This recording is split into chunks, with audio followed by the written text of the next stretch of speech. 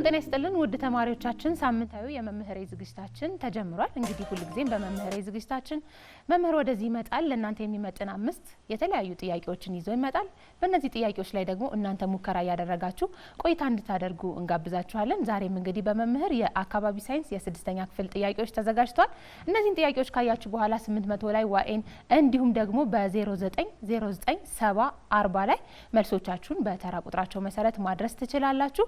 ጥያቄዎቹን ተከታትለን ስንመለስ ከመምህር ጋር እንተዋወቃለን። ዝግጅቱን ወደ እናንተ በማድረስ ሜሮ ሙልጌታ ካስፈጻሚያችን ቤተልሔም ብርሃኑና ከመላው የስቱዲዮ ባለሙያዎች ጋር አብራችሁ ቆይታ የማደርግ ይሆናል። የተዘጋጁትን ጥያቄዎች ተከታትለን ተመልሰን እንገናኛለን።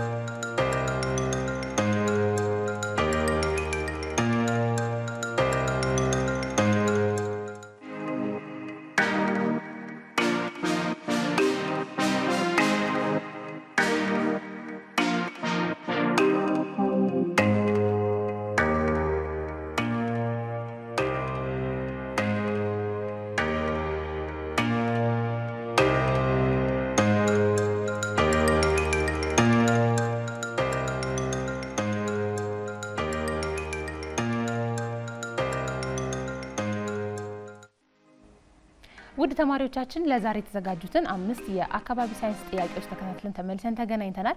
እነዚህን ጥያቄዎች እየሞከራችሁ መልሶቻችሁን በስልክ ቁጥራችን 09097040 ላይ 96 ላይ 0909704096 ላይ በተራ ቁጥራቸው መሰረት መልሶቻችሁን ላኩልን። ከዛ ይመለሳችሁ ካላችሁ ደግሞ እናስገባችኋለን ማለት ነው። እሱን እስከምትሞክሩ ድረስ እንግዲህ ከመምህር ጋር እየተዋወቅን ቆይታ እናደርጋለን።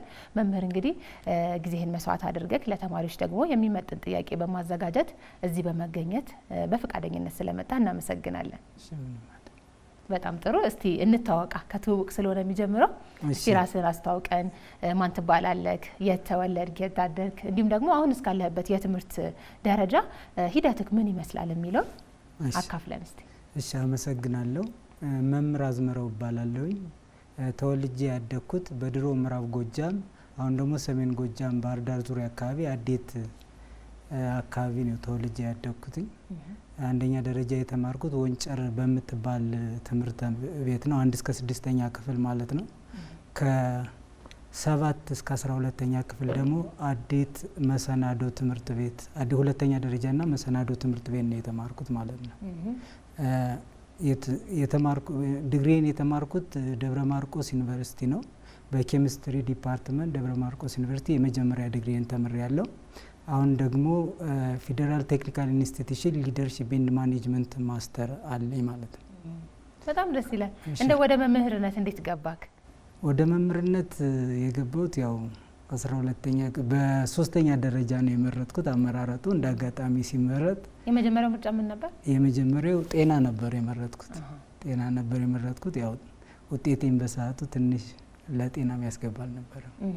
ስለዚህ ኮምፒቲሽን አልደረሰኝ። ደብረ ማርቆስ ዩኒቨርሲቲ ተመደብኩኝ። እዚያ ስምርት ኬሚስትሪ ዲፓርትመንት መርጬ ገባሁኝ ማለት ነው። ስለዚህ ዲግሪን በኬሚስትሪ ዲፓርትመንት ተመርቄያለሁ ማለት ነው። በጣም ደስ ይላል። እንግዲህ ከድሮ ጀምሮ ፍላጎት ከሌለን አሁን ላይ ለምንሆነው ነገር ትንሽ ፍቅሩ ሊጎል ይችላል። መምህርነት ደግሞ ከባድ ኃላፊነት ይመስለኛል እኔ በግልና ከገባህበት በኋላ የመጀመሪያው ምርጫ ኬሚስትሪ ቢሆንም ወይ ኬሚስት ሆናለህ ወይ የኬሚስትሪ አስተማሪም ልትሆን ትችላለህ። በእርግጥ ግን ከገባህበት በኋላስ መምህርነት ምን አይነት ስሜት አለው? መምህርነት ደስ የሚል ስሜት ነው ያለው። ያው መምህር ማለት ያው ትውልድ ነው የሚሰራው። ባይዞኝ ትውልድ የሚሰራ ስለሆነ ደስ ይልሻል። ሁሌም ሕፃን ነው የምትሆኘው። የልጆች የተለያዩ ባህሪ ነው የምታየው። ሁሌ በምታስተምር አድካሚ ነው ስራው። አድካሚ ቢሆንም እንኳን ሁልጊዜም ደስ ብሎ ሳቲስፋክሽን አለው። ምትዊው ከልጆች ጋር ነው። ልጆች ደግሞ ጥሩ ናቸው። ብዙ ልሙጥ ወረቀት ናቸው። ምንም ብዙም የዚህን ያህል ክፋት ምንም ነገር የላቸውም። ከነሱ ብዙ ነገር ትማሪያለሽ። ስለዚህ ደስ የሚል ሙያ ነው። ከገባሁበት በኋላ ወድጀውና ደስ ብሎኝ የሚሰራው ሙያ ነው። ለስንት ዓመት አስተማርክ? ወደ 9 ዓመት ምናምን አካባቢ ያስተምሬያለሁ። ያው ከ5ኛ ክፍል ጀምሬ እስከ 12ኛ ክፍል ዳስቻቸዋለሁ ሁሉንም። በፊት ክፍለ ሀገር ነበር ምሰራው። ወደዚህ የመጣው በ2013 ነው። ጉራጌ ነበር ምሰራው። እዚያ ሁሉንም አይቻለሁ። ደስ ይላል። እንግዲህ መምህር አዝመራው 9 ዓመት የማስተማር ልምድ ካለክ በዚህ በ9 ዓመት ውስጥ ተማሪዎች በተለየ ሁኔታ ያንተን ትምህርት እንዲቀበሉ ምን አይነት መንገድ ትጠቀማለክ? እሺ፣ ወይም ደግሞ እስካሁን ድረስ የመጣህበት መንገድ ጥሩ ነው ብለህ የምታስበው የትኛውን ነው? የማስተማር ልምዴ ያው መጀመሪያ ላይ ክላሱን ከመጀመሩ በፊት ልጆችን በደንብ አስተካክላለሁ። ያው ትኩረት እንዲሰጡ ነው የማደርገው። መጀመሪያ የማነቃቂያ ጥያቄ ወይም ቅድመ እውቀት የሚባል ነገር አለ። ልጆች ምን ያህል ያውቃሉ? መጀመሪያ ላይ ከመግባታችን ወደ ፖርሽኑ ወይም ወደ ርዕሱ ከመግባታችን በፊት ልጆች ምን ያህል ያውቃሉ የሚለውን 3 ወይም 2 ወይም እንደ ፖርሽኑ አንድ ጥያቄም ላዘጋጅ እችላለሁ። እነዚህን ጥያቄ አዘጋጅና ልጆችን እንዲናገሩ አረጋቸዋለሁ። ከተናገሩ በኋላ ያው ልጆች የመሰላቸውን ይናገራሉ። መጀመሪያ ያልተማሩትም ስለዚያ ነገር ብዙም እውቀት ላይኖራቸው ይችላል። የተናገሩትን የተሳተፉትን አበረታትቼ ቀጥታ ወደ ትምህርቱ ሄዳለሁ ማለት ነው። መጨረሻ ላይ ደግሞ ያው ካስተማርኩ በኋላ የሳመራይዝ ጥያቄዎችን ጠይቄ እወጣለሁ። የማስተማር ስነ ዘዴ ይህን ይመስላል። ምን ያህል ግን ውጤታማ ነው? አሁን ተማሪዎች ጋር ሲደርስ ከተማሪዎች ውጤታማ መሆንህን ወይም ደግሞ የምትጠቀመው መንገድ በትክክልም ተማሪዎችን ጠቅሟል የሚለውን በምን ትለያለህ? መጀመሪያ ላይ ተማሪዎችን ውጤታማ ናቸው ወይ ገብቷቸዋል ወይ ብዬ ለመለየት ከመጀመሪያው ከነገርኩሽ ጀምሮ ስቴፕ አለ አይደል? የመጀመሪያው የማነቃቂያ ወይም ቅድመ እውቀት ብለን የምንሰጣቸው ጥያቄ እነሱን ጥያቄ ሰጥቼ ወደ ፖርሽኑ ገብቼ ካስተማርኩ በኋላ ብዙ አይነት ገብቷቸዋል አልገባቸውም የሚለውን የተለያየ ምዘና ሰጣቸዋለሁ። ከጨረስኩ በኋላ ለ5 ወይም ለ10 ደቂቃ ጥያቄ ጠይቃቸዋለሁ። ጥያቄ ስለዚህ አብዛኛው ተማሪ የሚሳተፍ ከሆነ የሚመልስ ከሆነ ያስተማርኩት የመማር ማስተማሪ ስነ ዘዴ ለተማሪዎች ጥሩ ነው ገብቷቸዋል ብዬ ልገመግም እችላለሁ። ከዚያ በኋላ ደግሞ በየሳምንቱ ወይም በየወሩ የምሰጫቸው ኪዝ አለ፣ የተለያዩ ጥያቄዎች አሉ፣ ወርክሺት ትሰጫቸዋለሽ። እነዚያን ጥያቄዎች በስነ ስርዓት የሚሰሩ ከሆነ እውነትም ትምህርቱ በስርዓት ገብቷቸዋል የሚል ድምዳሜ ላይ ደርሳለሁ። በጣም ጥሩ። እንግዲህ አንተ ራስህን እንደ መምህር ምን አይነት መምህር ነኝ ብለህ ትገልጻለህ? ተማሪዎች ቀርበው ችግራቸውን ከሚያዋዩት መምህር ውስጥ ነህ ወይስ ደግሞ ኮስተር ብለው በርቀት ትምህርቱን ብቻ ሰጥተው ከሚወጡት ውስጥ ነህ ወይስ ከየትኛው ነህ? እስቲ ማይዞይ ክላስ ከገባው በኋላ እንደዚህ ቀልድ የለም። ያው በሰዓቱ ነው የምገኘው እገኛለሁ። ከገባው ያው ትምህርት ከጀመርኩ በኋላ አስተምራለሁ። ልጆች ፍሪ እንዲሆኑ ነው ማረጋቸው። ያው ይፈራሉ እንትን ፍሪ ሆነው ነው እንትን የሚሉ ሳይፈሩ ሳይጨናነቁ እንዲማሩ ነው ምጋብዘው መጀመሪያ እንትን ግን ከዚያ ወጣ ካለ የሆነ ዝም ብዬ ገብቼ ቀልድ ወይም የሆነ ነገር የሚናገር መምህር አይደለም። ኮስታር መካከለኛ የሚባል መምህር ነኝ ማለት ነው። እሱ የመጣህበት ስለሆነ ነው ወይስ ያንን መንገድ ሞክረኸው ተማሪዎች ዘንድ ጥሩ ውጤት አላመጣለህም? ለምን እንደዚህ እንደምል ታውቃለህ? ብዙ ተማሪዎች ነፃ ሆኖ የሚያስተምራቸውን መምህር ይወዳሉ። ስፔሻሊ ደግሞ አሁን ላይ በጣም ነፃ ሆነክ ቀርበውክ ተጫውተው አብረው ከዛ ቀልደው የሚፈልጉትን ጠይቀው በቀልድም ይሁን በሲሪየስም ጠይቀው ሲሄዱ ደስ ይላቸዋል፣ ትቀላቸዋለህ። እሱን ስለሚመርጡ ያሁኑ ተማሪዎች አንተስ ታዲያ? ትክክል ነው፣ እሱ ነገር ትክክል ነው። ነገር ግን አብዛኛው እነዚህ ቀልደው ወይም የሆነ ነገር የሚወጡ መምህራን አብዛኛው ልጆች በስነ ስርዓት በጥሞና መከታተል አይችሉም። አንዳንዴ ትገቢያለሽ የሆነ ሱፐርቪዥን የተለያዩ ነገር ጓደኞችሽ ጋር ትገቢያለሽ ወይም ስታልፊ ታያለሽ። ስለዚህ መካከለኛ ካልሆንሽ አሁን ልጆች ደግሞ ምንድነው በጣም ቀልደኛ ከሆነ ትምህርቱን ሳይሆን ያንቺን ቀልድ ነው እንትን የሚሉት። ስለዚህ መያዝ ባለብሽ ሰዓት ትይዣቸዋለሽ፣ መልቀቅ ባለብሽ ሰዓት ትለቂያቸዋለሽ። በጣም ኮስታራም መሆን ልጆች ናቸው። ያውን እያስተማርኩ ያለ 6ኛ ክፍል ነው። ልጆች ናቸው። በደም ኮስተር እንደ ጎረምሶች አትቆኝባቸው። ስለ ለቀቅ ታረጋቸዋለሽ። በጣም ግን ከለቀቅሻቸው ይወጣ ነው የሚሆን። ትምህርቱ ላይ ትኩረት አያደርጉም። ሞክሬውም ስላየሁት መካከለኛው ላይ ስትሆኝ ለትምህርቱ ትኩረት ይሰጡታል ማለት ነው ተማሪዎች። በጣም ጥሩ። እኔ አሁን መስማማው ይሄ ያዝ ታረጊያቸውና ከዛ መልቀቅ ባለብሽ ሰዓት ትለቂያቸዋለሽ የሚለው ጥሩ ስለሚሆን ለምን አንዳንዶች ቀርባቸውም ያንን በጣም እንደ ነፃነት ያዩትና ክብሩንም ምኑንም ይረሱታል። በሱ አንፃር ልክ ነው መቅረብ የሚጠቅመው ነገር ብዬ ማስበው ያላቸውን ነገር ያላቸውን ጥያቄዎች ያልገባቸውን ነገር በነፃነት ጠይቀው እንዲሄዱ ከማሰብ አንፃር ነው። አንተም ደግሞ ሞክረዋል። ትክክል። ለዚያ ጥያቄ በፈለጋቸው ሰዓት ያው ግቢ ውስጥ ስንገናኝ በፈለጋቸው ሰዓት መጠየቅ እንደሚጠይቁ ነግራቸዋለሁ። ጥያቄም ደግሞ ያው ጠይቁ ብዬ ነው ጎተጉታለሁ ማለት ነው። ስለዚህ ለጥያቄ የመግፋት ምናምን ሳይሆን በጣም ወጣ ያለ ቀልድና ጨዋታ የምታለምጃቸው ከሆነ ልጆች ትኩረቱን የሚያደርጉ ጨዋታ ላይ ስለሆነ እንደዚህ የጥያቄ ነገር ከሆነ ችግር የለም።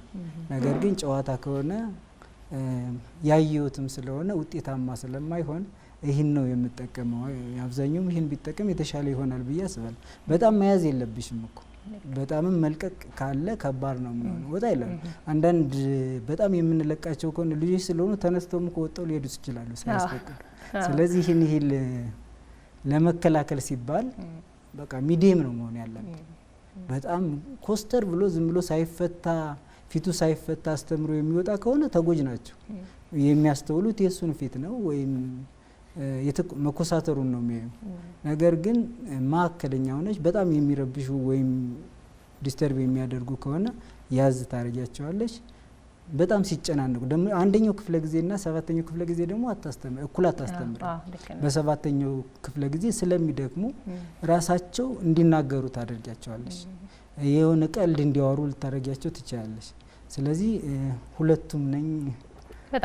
በጣም ጥሩ መምህር፣ በጣም ደስ ይላል። ሁሉም መምህር የራሱ የሆነ ዘይቤ ስላለው አንተ ደግሞ ሞክረው ትክክለኛውን መንገድ ይሄ ነው ብለህም ስለምትጠቀሙ ዞሮ ዞሮ ለተማሪዎች የሚጠቅም ነገር መሆኑ ነው ዋናው። ወደ ኋላ ደግሞ ሌሎች ሀሳቦችን እናነሳለን። መምህር ዛሬ እንግዲህ የአካባቢ ሳይንስ የስድስተኛ ጥያቄዎች ነው የስድስተኛ ክፍል ጥያቄዎች ነው የያዝነው። በእነዚያ ጥያቄዎች ላይ ሙከራ እያደረጋችሁ በስልክ ቁጥራችን 0909704096 ላይ መልሶቻችሁን አድርሱን። የመጀመሪያው ጥያቄ ላይ ነው የምንገኘው። የመጀመሪያውን ጥያቄ በተወሰነ መልኩ ተከታትለን ተመልሰን እንገናኛለን።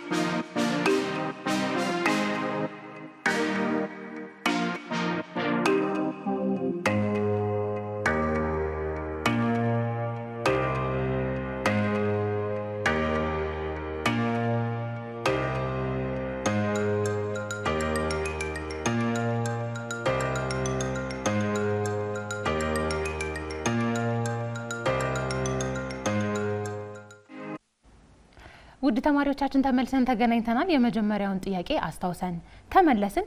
ተማሪ አለን። ተማሪያችንን ደግሞ ዛሬ እዚሁ ደውለን ነው የምናገኘው። ሄሎ ሄሎ፣ ጤና ይስጥልን። ማን እንበል? ቅዱስ ከየት ነው? ከባህር ዳር ከተማ። ከባህር ዳር። የዛሬዎቹ ጥያቄዎች እንዴት ናቸው ቅዱስ? አሪፍ ናቸው። ቆንጆ ናቸው። ይከብዳሉ ወይስ ይቀላሉ? መካከለኛ። አንተ ሞከርክ? ሁሉንም ሞከርክ? አዎ። የቴቱን መለስክ? እኔ እንደሚመስለኝ ከሆነ የአንደኛውንና የአራተኛውንና የአምስተኛውን። ስለዚህ ሶስቱን ሞክረሃል ማለት ነው። አዎ። በጣም ደስ ይላል። አንደኛው ጥያቄ ላይ ነው የምንገኘው። አንደኛው ጥያቄ እስቲ መልሱን ምን አልክ? ምን ይላል ሀሳቡ? ማብራራት ትችላለህ? እኔ መልሱን ያልኩት እንደሚመስለኝ ከሆነ ለ ነው። ለድምጽ ድምጽ ነው ያልከው አይደለ? ለምን ድምጽ ሆነ? እኔ ድምጽ መጠነቁስ ሳይሆን በአየር ላይ ነው የሚንቀሳቀስ። አየር የማይሆንበት ምክንያት ድምጽ በአየር ላይ ስለሚንቀሳቀስ ነው። ጨውም መጠነቁስ ነው፣ ብረቱ መጠነቁስ ነው። ስለዚህ ጥያቄው ደግሞ የሚለው መጠነቁስ ያልሆነው ስለሚል ነው። ስለዚህ መልሳችን ለ ነው ማለት ነው። አዎ። በጣም ጥሩ። ቅዱስን ምን ትለዋለህ? መምህር ጎበዝ ነው አይደለ? በትክክል መልሱን በትክክል መልሶታል። ማብራሪውን እናየዋለን። በጣም ጥሩ ቅዱስ። እንግዲህ መምህር በትክክል መልሰሃል። ሶስቱን ጥያቄዎችም ደግሞ ሞክረሃል፣ ነግረህናል። በዚሁ ይቀጥል እንላለን። ማስተላለፍ የምትፈልገው መልእክት ካለ ግን ይቻላል። እኔ ማስተላለፍ የምፈልገው መልእክት ተማሪዎች ጉዞ እንዲያጠኑና የተሰጣቸውን ስራ በአግባቡ እንዲሰሩ ነው ፈልግ። በጣም ጥሩ። ተማሪዎች እንግዲህ የተሰጣችሁን ስራ በአግባቡ ስሩ፣ ትምህርታችሁን ጎብዙ ብሏል ቅዱስ። ከልብ ነው የምናመሰግነው ቅዱስ። እሺ እኔም አመሰግናለሁ። እሺ መልካም ቀን። አንቺም መልካም ቀን።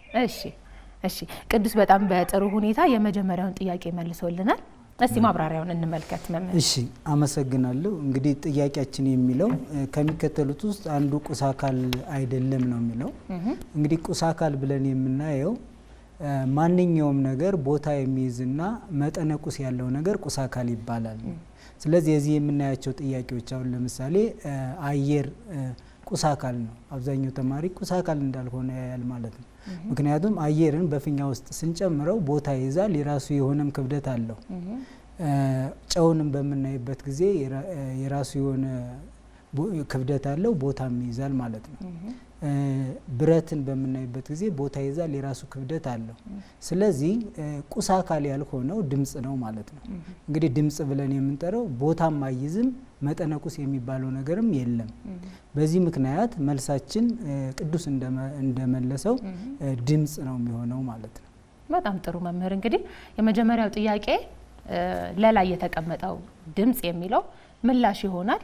ሌሎቻችሁም እንግዲህ በዚህ ረገድ የመጀመሪያውን ጥያቄ እንዳገኛችሁ ተስፋ እናደርጋለን። ሁለተኛው ጥያቄ ላይ ነው የምንገኘው። የሁለተኛውን ጥያቄ ደግሞ በተወሰነ መልኩ ተከታትለን አስታውሰን ተመልሰን እንገናኛለን።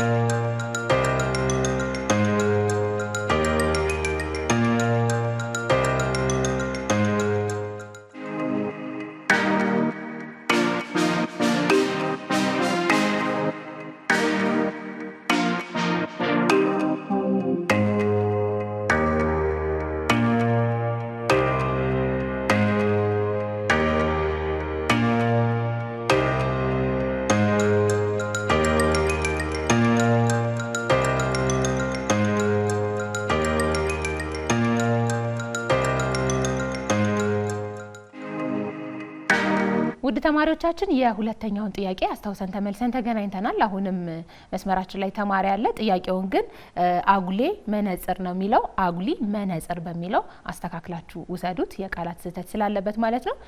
ተማሪያችን እናናግራለን። ሄሎ፣ አቤት። ጤና ይስጥልን። ማን እንበል? ከየት ነው? ከደብረ ኤልያስ ባርክልኝ አያሌው። ባርክልኝ፣ እንዴት ነህ? ደህና ነኝ። የዛሬዎቹ ጥያቄዎች እንዴት ናቸው? አሪፍ ናቸው። አሪፍ ናቸው። ሞከርክ ሁሉንም? አዎ። እሺ፣ ሁሉንም አግኝተሃል መልሱን? አዎ። እሺ፣ ሁለተኛው ጥያቄ ላይ ነው የምንገኘው። የሁለተኛውን ጥያቄ ምን አልክ? መ የአረቄና የውሃ ድብልቅ። አዎ። ለምን እሱ ሆነ? ወተትና ደም የምንላቸው አንድ አይነት ናቸው፣ ተመሳሳይ ናቸው። በትክክል ልናያቸው እንችላለን።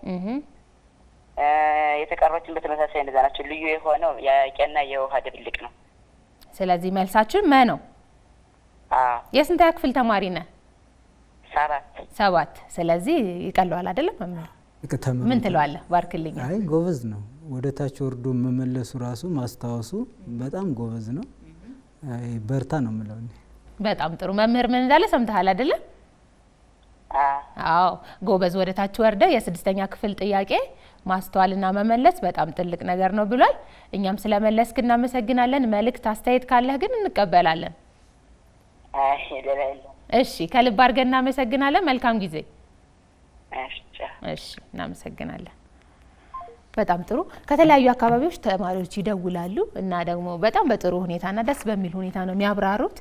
ሁሌም ተከታታዮቻችን ስለሆኑ እናመሰግናለን። ምክንያቱም ደግሞ ለነሱ ብለን ይሄንን ስለምናዘጋጅ ማለት ነው።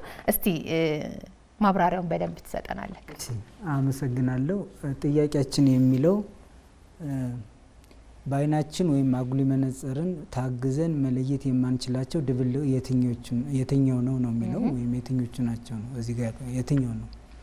ስለዚህ መጀመሪያ ስለ ድብልቅ ትንሽ እንግዲህ ድብልቅ ብለን የምንጠራው ሁለትና ከሁለት በላይ የሆኑ ነገሮች በፊዚካላዊ ወይም ሜካኒካል መንገድ ከተቀላቀሉ ወይም ከተደባለቁ ድብልቅ ብለን እንጠራቸዋለን። ፊዚካላዊ መንገድ ከተቀላቀሉም በኋላ አይዴንቲቲያቸውን ወይም ስሬታቸውን የማይቀይሩ ናቸው ድብልቅ ብለን የምንጠራቸው ማለት ነው።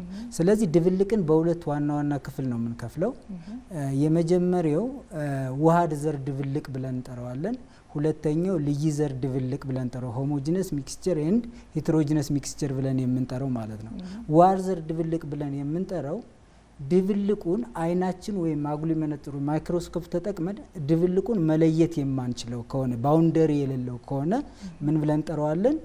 ውሃድ ዘር ድብልቅ ተብሎ ይጠራል ነው ውሃድ ዘር ድብልቅ። ሌላኛው ደግሞ ልይ ዘር ድብልቅ ብለን ወይም ሄትሮጂነስ ሚክስቸር ብለን የምንጠራው ቅልቅሉን ከተቀላቀለ በኋላ በአይናችን ወይም አጉሊ መነጽር ተጠቅመን የተቀላቀሉትን ነገሮች ይሄኛው ነው ይሄኛው ነው ብለን ከቅልቅሉ ውስጥ የምንለያቸው ከሆነ ወይም የምናያቸው ከሆነ ልይ ዘር ድብልቅ ብለን እንጠራዋለን ማለት ነው።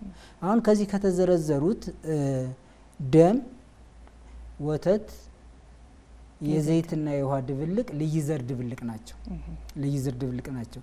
ምክንያቱም ድብልቁን ማየት እንችላለን። ለምሳሌ ደምን ብንወስድ ደም በውስጡ በማይክሮስኮፕ ስናይ 3 የደም ህዋስና አንደኛው ደግሞ ፈሳሹ የደም ክፍል ፕላዝማ የሚባል ነገር አለ። ቀይ የደም ህዋስ፣ ነጭ የደም ህዋስና ፕሌትሌቶች አሉ። ተጨማሪው ደግሞ ፕላዝማ ብለን የምንጠራው። ስለዚህ ይህን በማይክሮስኮፕ በአጉሊ መነጽር ተጠቅመን አይተነዋል ወይም ድብልቁን ለይተነዋል ማለት ነው። የተደባለቀ ከአራት ነገሮች ስለሆነ ወተትንም በምንወስድበት ጊዜ በውስጡ ብዙ ንጥረ ነገሮችን የያዘ ነው።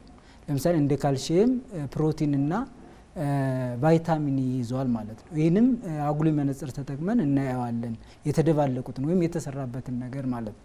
ሌላው የዘይትና የውሃ ድብልቅ በዚሁ ልክ ሁለቱም ፈሳሽ ናቸው።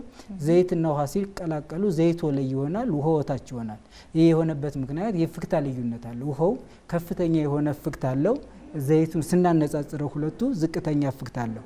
ከፍተኛ ፍክታ ያለው ከላይ ይቀመጣል። ይህ ባውንደሪ ሰርቶ ነው የሚቀመጠው፣ ምክንያቱም ሙሙ ፈሳሽ ስለሆነ ማለት ነው። ስለዚህ ይህንም ልዩነቱን አይተናል ወይም ድብልቁ ሁለት አይነት ድብልቅ እንደያዘ በአይናችን ማየት እንችላለን ማለት ነው። አረቂና ውሃን ብንቀላቅለው ወይም አልኮልና ውሃን ብንቀላቅል ግን ከተደባለቀ በኋላ ምንም ነገር አጉሊ መነጽር የምንጠቀም አይናችንም ተጠቅመን ከተቀላቀለ ድብልቁና ውሃ ከተቀላቀለ በኋላ መለየት አንችልም። ስለዚህ ትክክለኛው መልስ ልጁ እንደመለሰው መነው ማለት ነው። የአረቂና የውሃ ድብልቅ ነው ማለት ነው። ትክክል ነው ተመልሶ። በጣም ጥሩ። ከልብ አድርገን እናመሰግናለን መምህር። በጥሩ ሁኔታ ማብራሪያውን ሰጥተህናል። ባርኮትም እንግዲህ ጥሩ አድርጎ መልሱን ሰጥቶናል። የሶስተኛው ጥያቄ ላይ ነው የምንገኘው። የሶስተኛውን ጥያቄ ደግሞ በተወሰነ መልኩ እንከታተልና ተመልሰን እንገናኛለን።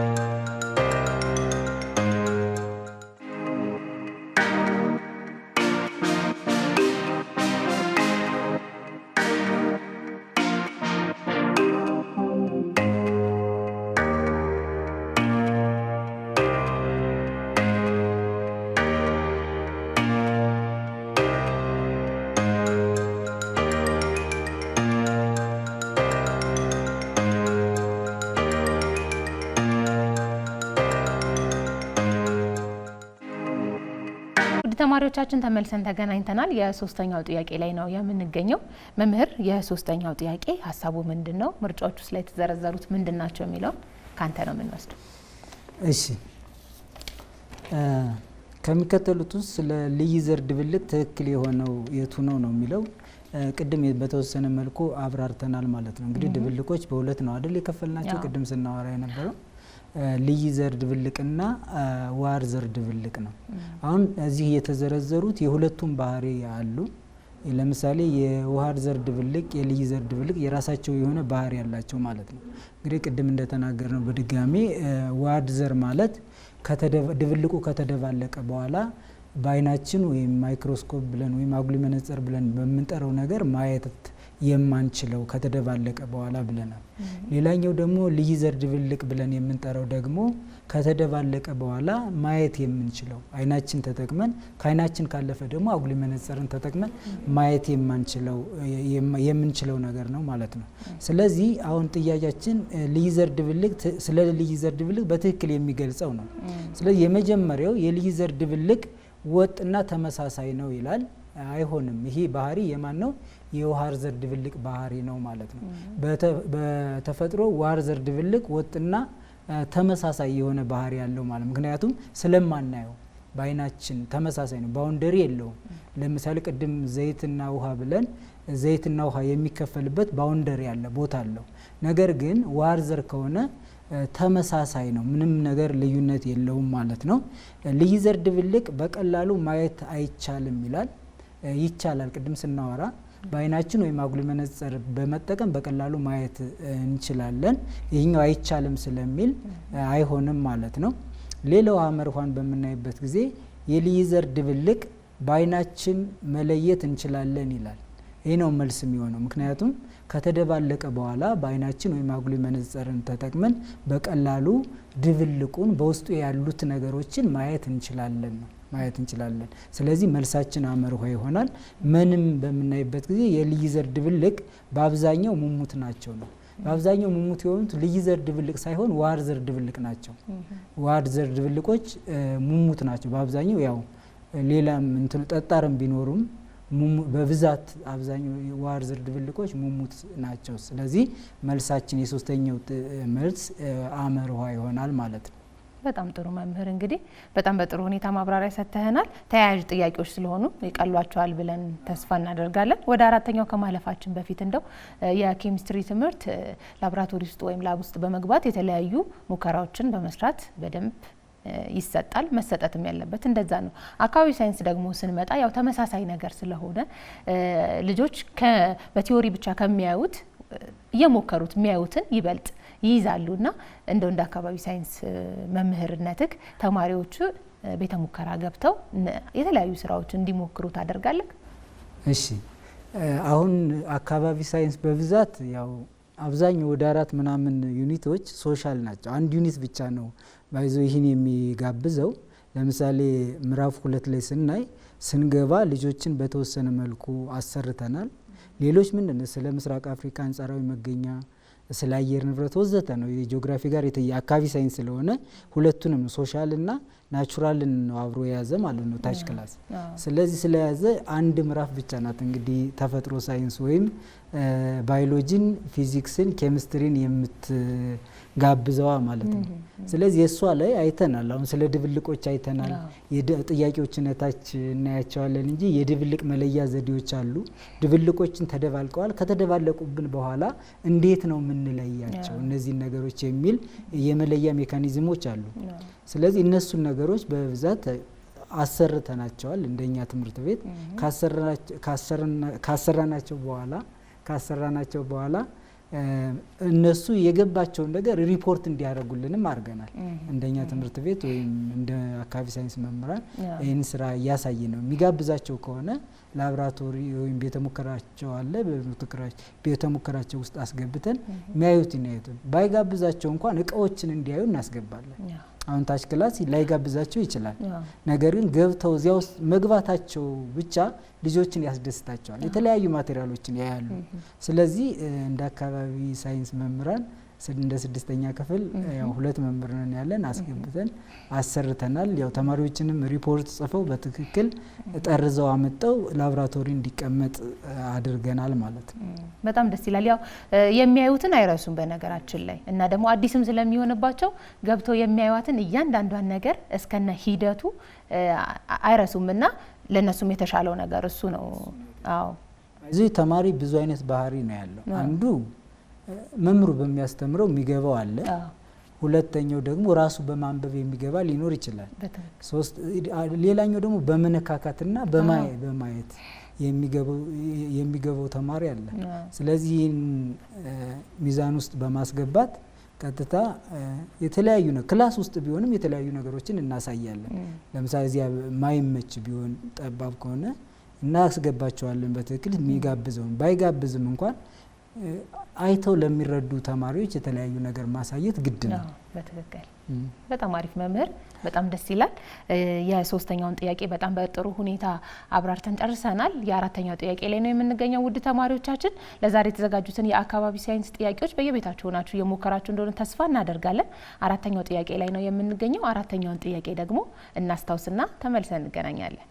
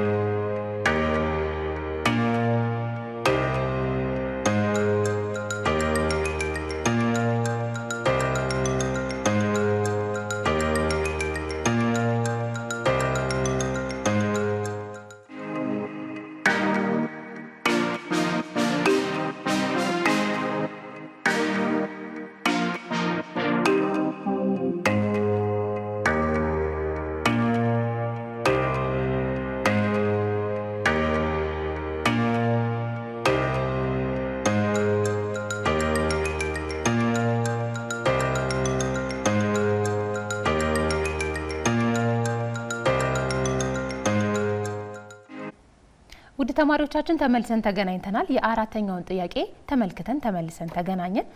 ተማሪ ያለን አሁንም ሄሎ ሄሎ፣ ጤና ይስጥልን። ማን እንበል? ከየት ነው? አይዳ አብዮት ከአራት ኪሎ። እሺ አይዳ፣ እንዴት ነሽ? እግዚአብሔር ይመስገን። የዛሬዎቹ ጥያቄዎች እንዴት ናቸው? አሪፍ ናቸው። ይከብዳሉ ወይስ ቀላል ናቸው? አይ ቀላል ናቸው። 6ኛ ክፍል እንደመሆን ይመጣል። 6ኛ ክፍል ነሽ። ስለዚህ ላንቺ የሚሆን ጥያቄ ነው ማለት ነው። እሺ፣ የ4ኛውን ልትመልሽልን ነው? አዎ። እሺ፣ የ4ኛው ጥያቄ እስቲ ምን ይላል? መልሱስ ምንድን ነው የሚለውን ግለጭልን እስቲ። እሺ፣ ጥያቄው የሚለው አዎ። እሺ፣ የሰማንሽ ነው። ቴሌቪዥን ከፍተሻል አይደል ከኋላ? አዎ። እሺ፣ ድምጹን ቀንሽ ነው። ሁለት እርስ በርስ የማይዋሃዱ ግሩፖች ባላቸው የፍታ ልዩነት የምንለይበት የልይታ ዘዴ የቱ ነው ይላል። እሺ፣ ሀ ንጥረት፣ ለ ትነት፣ ሐመርሃ ቀረራ፣ መ ጥልያ ይላል። እሺ፣ መልሱ የሚሆነው እሺ፣ መልሱ ሐመርሃ ቀረራ ነው። ምክንያቱም ትነት የማይሆንበት ምክንያት ትነት ድብልቁን ከምንዝሮቻቸው የምንለይበት ዘዴ ነው።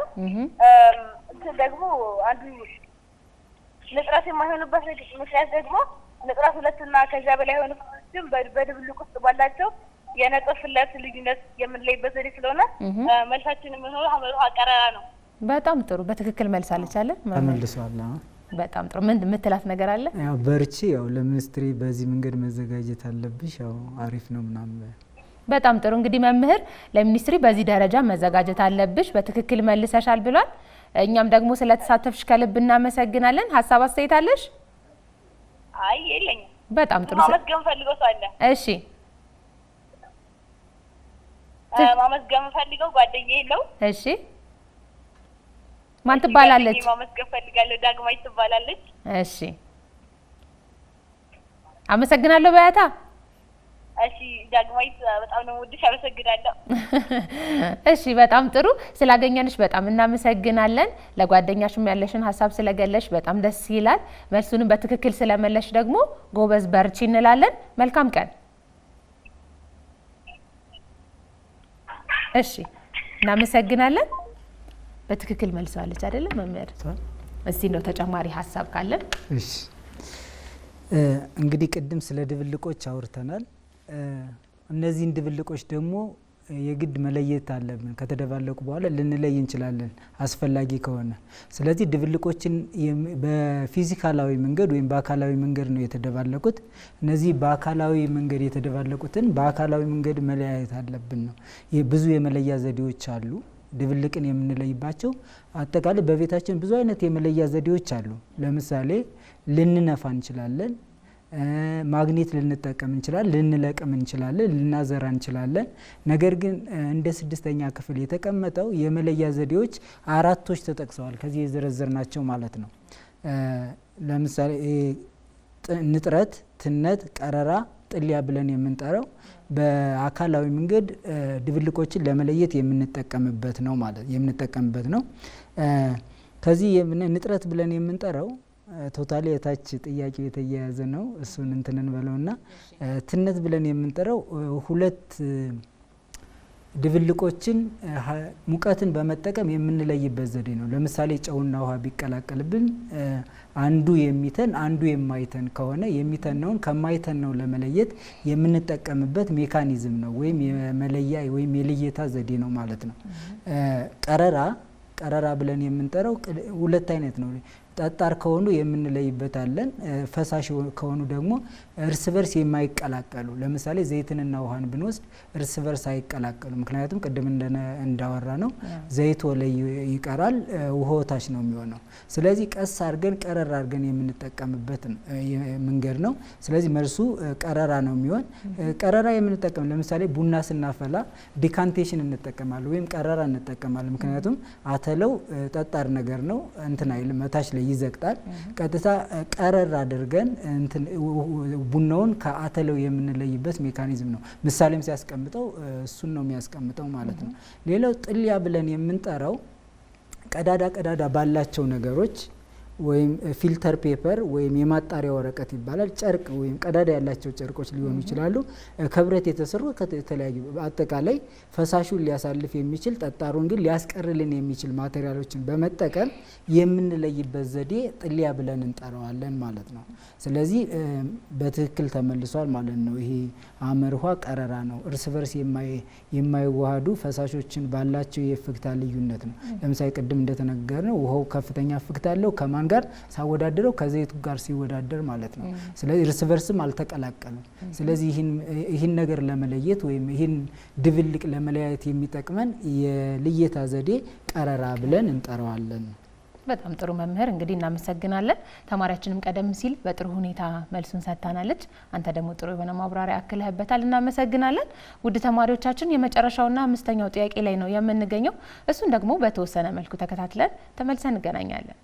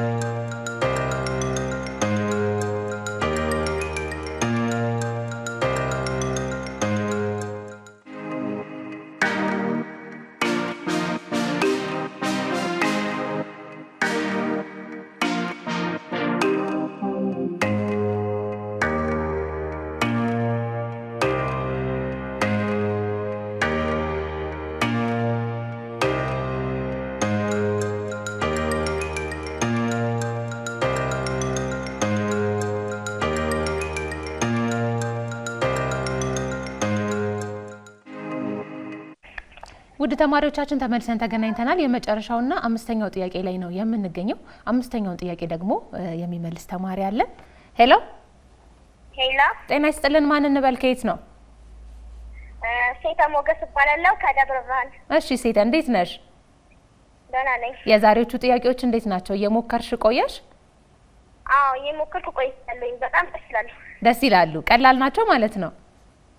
አዎ ቀለል ይላሉ። ምን ያህሉን መለሽ እስካሁን ድረስ መልስ ከተሰጠባቸው ጥያቄዎች?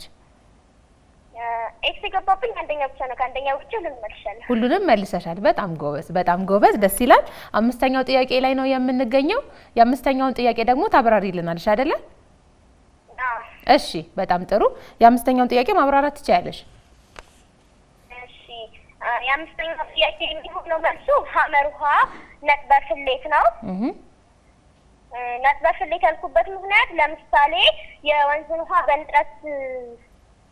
በነጥበ ፍሌት በተለያዩ ነገሮች ማጣራት እንችላለን። እሺ ቀጥይ፣ እየሰማንሽ ነው። እሺ ማጣራት እንችላለን። እሱን ደግሞ ስናጠራ በአረቄ አወጣት ዘዴ ሊሆን ይችላል።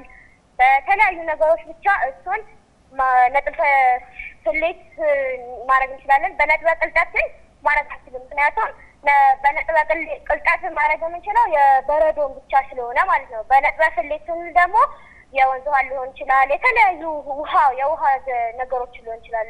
ጠጣር ነገሮችን ሳይሆን ፈሳሽ ነገሮችን በነጥበ ፍሌት እናደርግ እንችላለን ማለት ነው። በጣም ጥሩ። ስንተኛ ክፍል ነሽ? 6። ስለዚህ ትክክለኛ ጥያቄ ለትክክለኛ ተማሪ ነው የደረሰው። መምህር ምን ትላታል? በርቺ፣ በጣም አሪፍ ነው። ከዚህ መልሳለች በጥሩ ማብራሪያ ደግሞ አይደለ? በጣም ደስ ይላል። ሰምተሻል አይደል መምህርም? በጣም በርቺ፣ በጥሩ ሁኔታ አብራርተሻል። ስላገኘንሽ ከልብ እናመሰግናለን። ሀሳብ አስተያየት ካለሽ? አስተያየቴ በጣም ጥሩ ጥያቄ ነው። በጣም አመሰግናለሁ። በቃ የቲቪ ልጆች አለም በጣም ጥሩ ሚዲያ ነው። አመሰግናለሁ። እንደዚህ አይነት ጥያቄዎችን እያዘጋጃቸው ብትጠይቁ ለተማሪዎች በጣም ጥሩ ውጤት እንዳመጣ ያደርጋል ማለት ነው። በጣም ጥሩ፣ ከልብ እናመሰግናለን። እኛ ደግሞ ተከታትለሽን እንዲሁም ደግሞ ጥያቄዎችን እየሞከርሽ ዛሬም ደግሞ ስላገኘንሽ ከልብ አድርገን እናመሰግናለን። በርቺ፣ መልካም ቆይታ። እሺ፣ አመሰግናለሁ። እሺ፣ መልካም ጊዜ። በጣም ጥሩ፣ በጣም በጥሩ ሁኔታ ገልጻልናለች። የመጨረሻውን ጥያቄ የምታክለው ሀሳብ አስተያየት አለ? እሺ፣ በትክክል ነው የመለሰችው። እንግዲህ በንጥረት የሚለየው የዘዴ የመለያ በንጥረት የመለያ ዘዴ የምንለያቸው የምን ልዩነት ያላቸውን ድብልቆች ነው የሚለው። ስለዚህ መጀመሪያ እፍግታን በምናይበት ጊዜ ቅድም ቀረራ ነው እፍግታ። እንግዲህ ቀረራን በእፍግታ ልዩነት ያላቸውን ነገሮች ነው የምንለይበት። ቅድም ዘይትና ውሃ እንዳልነው የተለያየ እፍግታ ነው ያለው። በቀረራ የምንለየው የእፍግታ ልዩነት ያላቸውን ድብልቆች ነው የምንለየው ማለት ነው። የነጥበ ቅልጠት ብለን የምንጠራው ሶሊድ ወደ ሊኩዊድ ወይም ጠጣር ወደ ፈሳሽ የሚቀየርበት ነው። እሱም አይሆንም ማለት ነው። መልሱ አመርኋ የነጥበ ፍሌት ልዩነት ያላቸውን ነው ማለት ነው በትክክል የተመለሰው። ስለዚህ ነጥበ ፍሌት ብለን የምንጠራው የተለያየ ነጥበ ፍሌት ያላቸው ነጥበ ፍሌት ብለን የምንጠራው ከፈሳሾች ወደ ጋዝ የሚቀየርበት ነጥብ ነው ነጥበ ፍሌት ብለን ወይም ቦይሊንግ ፖይንት ብለን የምንጠራው ማለት ነው። ስለዚህ ነጥበ ፍሌት የተለያዩ ነጥበ ፍሌት ያሉ ድብልቆች በሚደባለቁበት ጊዜ ይህን ዘዴ እንጠቀማለን፣ ንጥረትን እንጠቀማለን። ለምሳሌ አልኮልንና ውሃ ቢቀላቀል ቅድም የወሰድነው ማለት ነው። አልኮል የሚፈለው የመፍሊያ ነጥቡ ወይም ቦይሊንግ ፖይንቱ 78 ዲግሪ ሴንቲግሬድ ነው። ውሃ ደግሞ 100 ዲግሪ ሴንቲግሬድ ነው። ስለዚህ ሁለቱ የተለያየ ነጥበ ፍሌት ስላለው የነጥበ ፍሌት ልዩነት ያላቸው እንደነዚህ ያሉ ድብልቆችን ነጥበ ፍሌትን ንጥረትን በመጠቀም መለየት እንችላለን። በጣም ጥሩ። ስለዚህ መልሳችን ሀመር ውሃ ይሆናል ማለት ነው። በጣም ደስ ይላል። እንግዲህ ተማሪዎችን በጥሩ ሁኔታ እየሞከሩ ከኛ ጋር ቆዩ። አንተም ደግሞ በጥሩ ማብራሪያ ጥሩ የሆኑ ጥያቄዎችን ይዘህ በመምጣት አብረህን ቆየህ። በአጠቃላይ ግን ቆይታችን ምን ይመስል ነበረ? ጥያቄዎቻችንን ስለጨረስን አንተም ደግሞ ለተማሪዎች ለመምህራን ማስተላለፍ የምትፈልገው መልእክት ካለ ግለጽልንና እንጨርሳለን። እሺ፣ አመሰግናለሁ። ያው ለተማሪዎች ትኩረታቸውን ትምህርት ላይ ያደርጉ ነው። ለምሳሌ 6 እና 8 ፕላስ 12 ሚኒስትሪ ማትሪክ ኢንትራንስ ተፈታኝ ናቸው አይደል? ተፈታኝ ስለሆኑ ጊዜያቸውን በአግባቡና በስርዓቱ ተጠቅመው የተሰጣቸውን ወርክሽት በብዛት ይሰጣል። የተለያዩ ጥያቄዎች በብዛት ይሰጣሉ። እነዚህን ጥያቄዎች በማገላበጥ ባለፈው አመት የተፈተኑትንም ከጓደኞቻቸው በመቀበል ጥያቄዎችን እያገላበጡ በመስራት የሚከብዳቸውን መምህራቸውን በመጠየቅ ጊዜያቸውን ትምህርትና ትምህርት ብቻ ላይ አድርገው ትኩረት አድርገው እንዲሰሩ ነው ማስተላለፈው ለተማሪዎች መልእክት ማለት ነው። በጣም ደስ ይላል። እንግዲህ እዚህ ድረስ በመምጣት ለተማሪዎች የሚመጥን ጥያቄ በማዘጋጀት እንዲሁም ደግሞ ጊዜን መስዋዕት አድርገህ ጥሩ የሆነ ማብራሪያና ካለህም ደግሞ ልምድ የተወሰኑ ሀሳቦችን ስላካፈልከን በጣም እናመሰግናለን። የልጆች ዓለም ቻናል እንግዲህ በመምህሬ ዝግጅት ስም ይህንን የምስክር ወረቀት ያበረክትልሃል። እናመሰግናለን። እሺ፣ እኔም አመሰግናለሁ። በጣም ጥሩ። ውድ ተማሪዎቻችን እንግዲህ የዛሬው የመምህሬ ዝግጅታችን እስካሁን ስትከታተሉት የነበሩ ይመስል ነበረ። በጥያቄዎቹ ጥሩ እውቀት እንዳገኛችሁ ተስፋ እናደርጋለን። የተለያያችሁ ተማሪዎች ደግሞ እየደወላችሁ ጥሩ የሆነ ማብራሪያ እየሰጣችሁን ቆይታ አደረግን።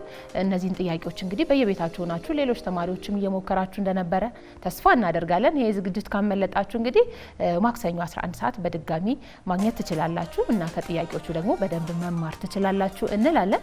የዛሬው የመምህሬ ዝግጅታችን ይሄን ይመስል ነበረ።